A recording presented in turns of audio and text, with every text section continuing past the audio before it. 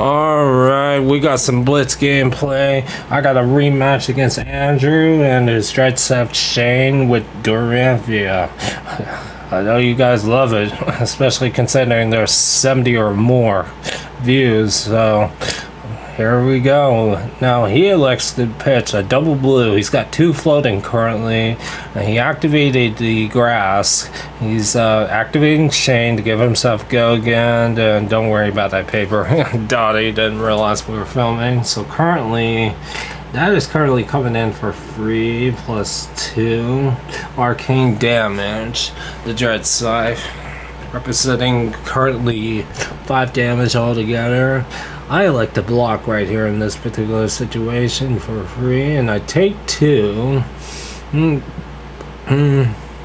of course he arsenals and sets up the following turn, and I definitely had to ponder my options right here. I have a double steel blades supremacy. However, in the past I've played double steel blade, and when you just start doing that, you're signaling to your opponent that you are heavily relying on that card, which means it's not always wise to play a double steel blade supremacy in this particular situation. And of course I like to move my phone. Opponent usually likes to have his blood depth cards over there, and away we go.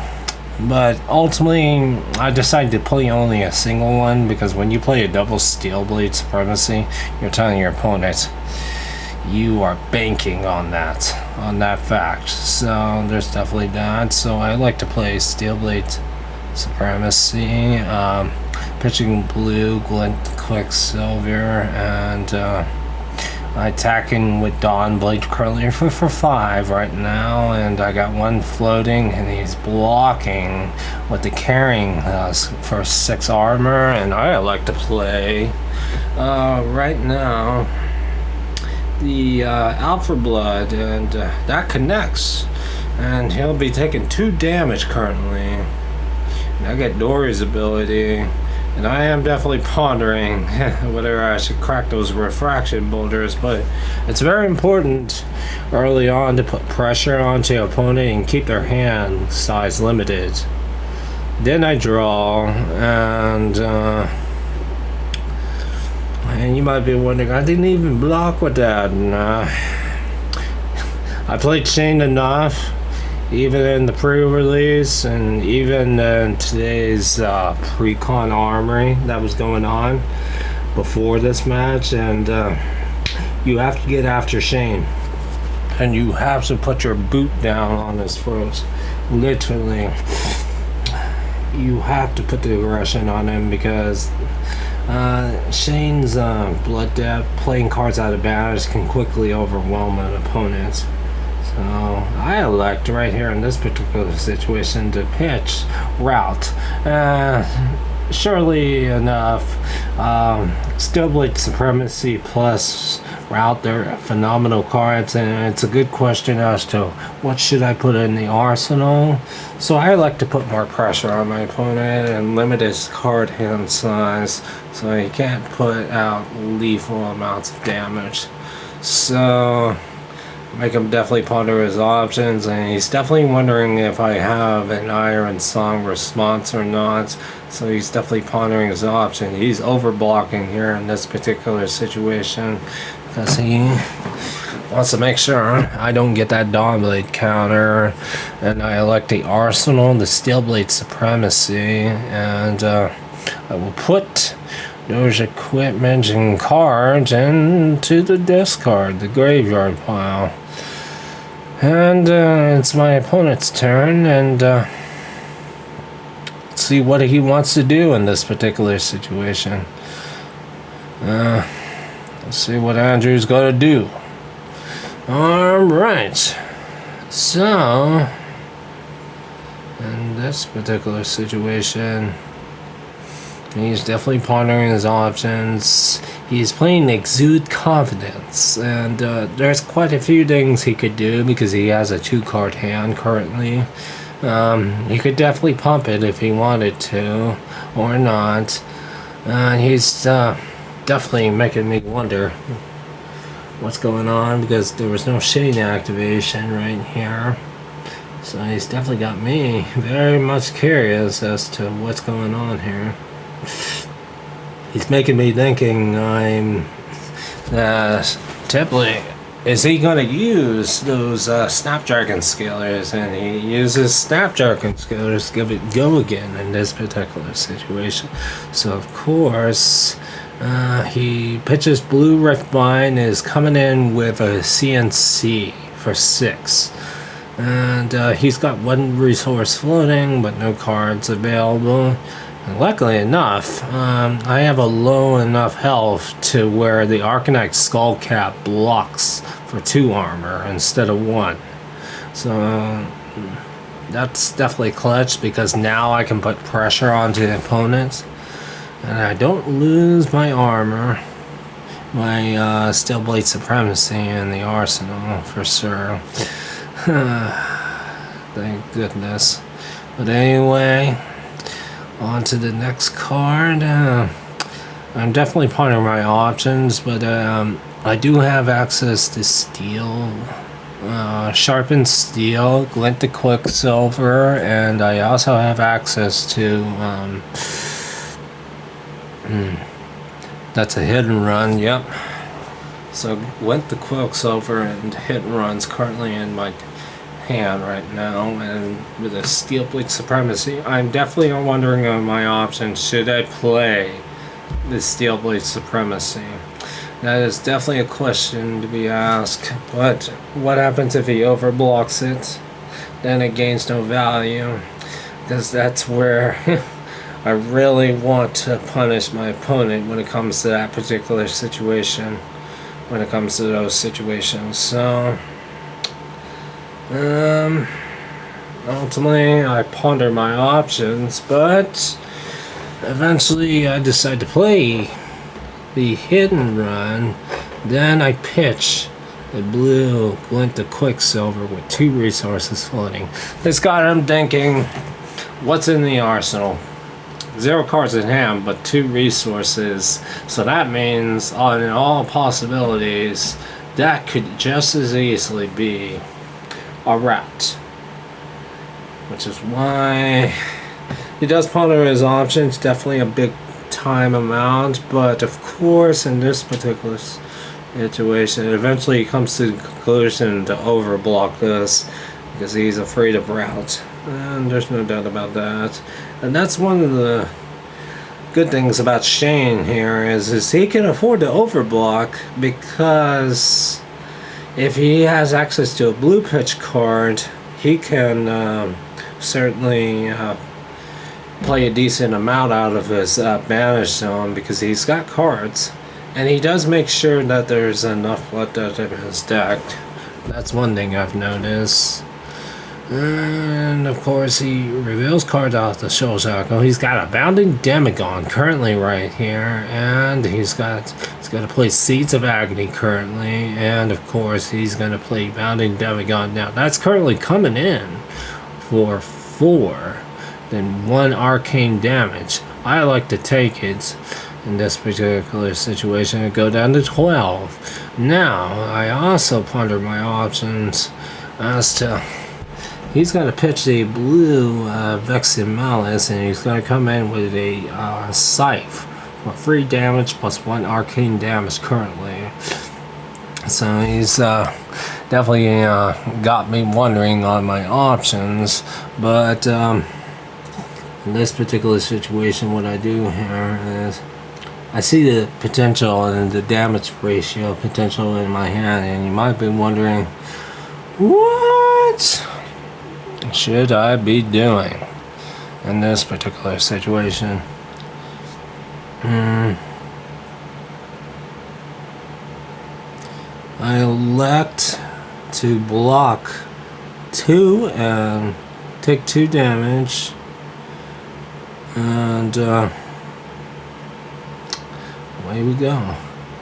Now the real question here is what am I gonna do in this particular situation? Oh man, we got a Courage of Bloodhole that's being cracked right now. And a steel blade supremacy, 2 resources currently floating, and of course a rally. I currently have a rally right now.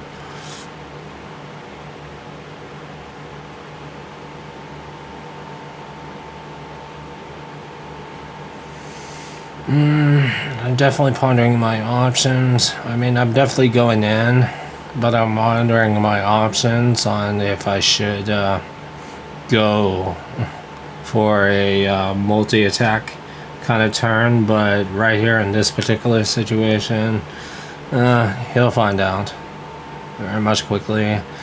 And I play Spoils of War. I go down to 1, and then I elect to play Dawnblade's currently coming in for 3, 4, 5, 6, 7. Now, currently 7. And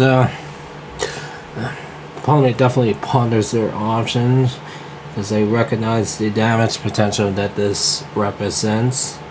But in all surprisingness, I wasn't really expecting him to overblock.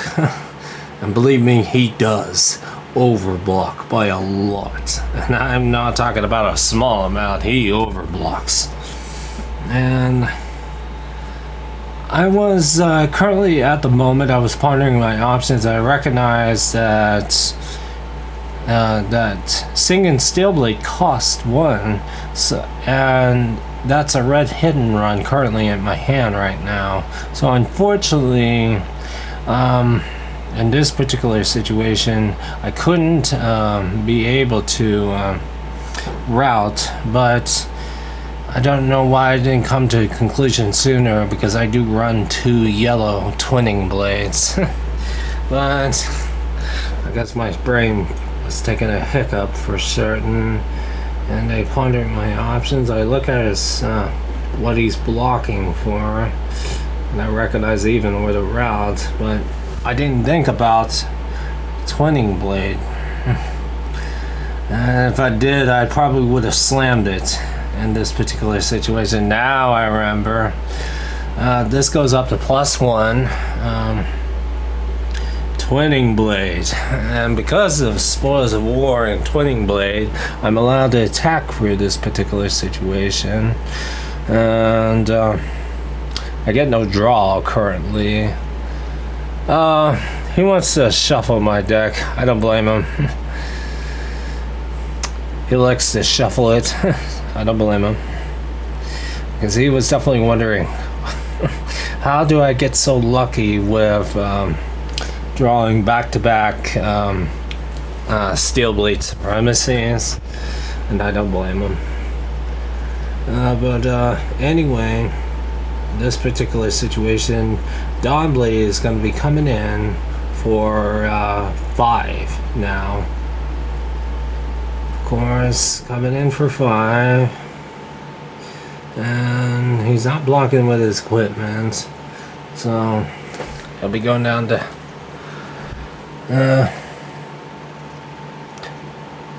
5.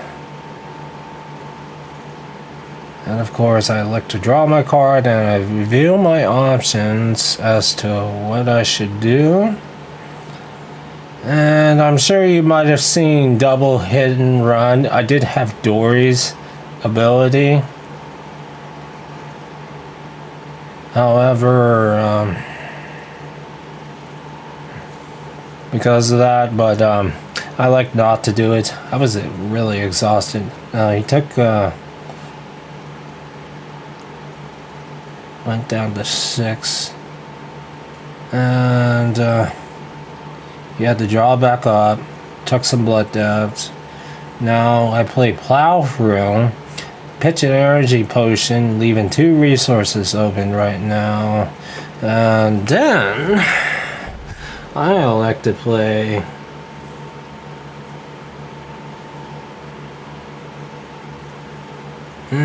I think in this particular situation, I pondered my options because I'm playing so many hidden runs. And because I have access to Gwent to Quicksilver, I'm going to be able to give it go again. It's just a matter of if he's going to allow the Dory ability to proc. That is the real question right here. So I ponder my options right here in this particular situation. And my opponent elects to pitch a blue mutated mass. And he plays Art of War. Now he banishes an attack action, draws 2 cards, and acquires himself +1 attack and defense to my cards when it comes to his attack action. That's what he opts for, so he can block more. That's what he does. So opponent is definitely pondering his options right here in this particular situation. He is blocking currently for 4. And I play Gwent the Quicksilver. And there was no defense reactions. So I will draw my card off to Gwent the Quicksilver. And of course here in this particular situation I have to really ponder my options. I got 1 resource floating. And he takes 4 altogether. Now I play hit and run, then another hit and run.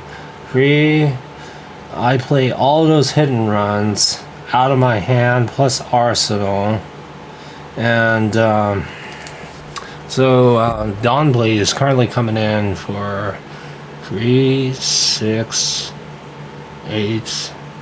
Yeah, it was coming in for 11 exactly right here in this particular situation. And that's one I've never experienced.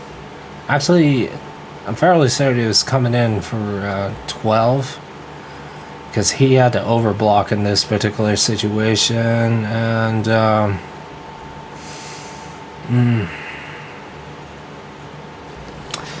and he took 2 damage. Dawnblade gets a counter.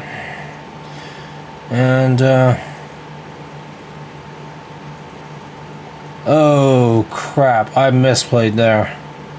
I did not realize I put the energy potion in the pitch zone. I didn't quickly recognize this in this particular situation. I don't know what was coming over my head. I do apologize for that. Man, I haven't made the rules error in quite some time, but sorry about that. Should have gotten to the bottom of the deck, but then again, it means I don't get a blue resource. But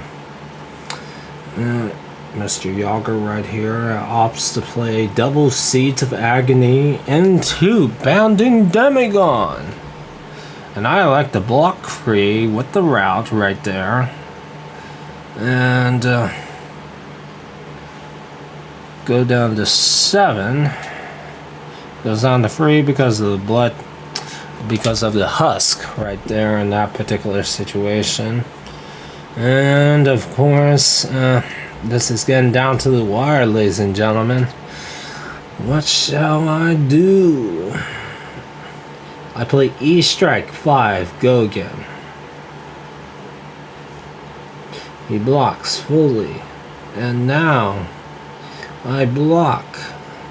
I pitch, and he blocks for free. Takes 1. I get to keep my counter in this particular situation, and he reveals cards off the Soul Shackle at the current moment. He currently has access to Seeds of Agony, Bounding Demigon, and the Blood Debt Pile. And of course I have to ponder my options right here in this particular situation. And of course I elect to block with the Nourishing Emptiness right there. And I take 1. And he's coming in with a Dread Scythe, and I elect to block with a, I like to block with my second copy of having access to I play that, and of course that is the game, because he can only block one card out of his hand. And afterwards I reward Mr. Yager for helping me so much so with these videos coming out, and I like to give him half my prize pool winning. And he did manage to pull a Blazing Ether in his pack.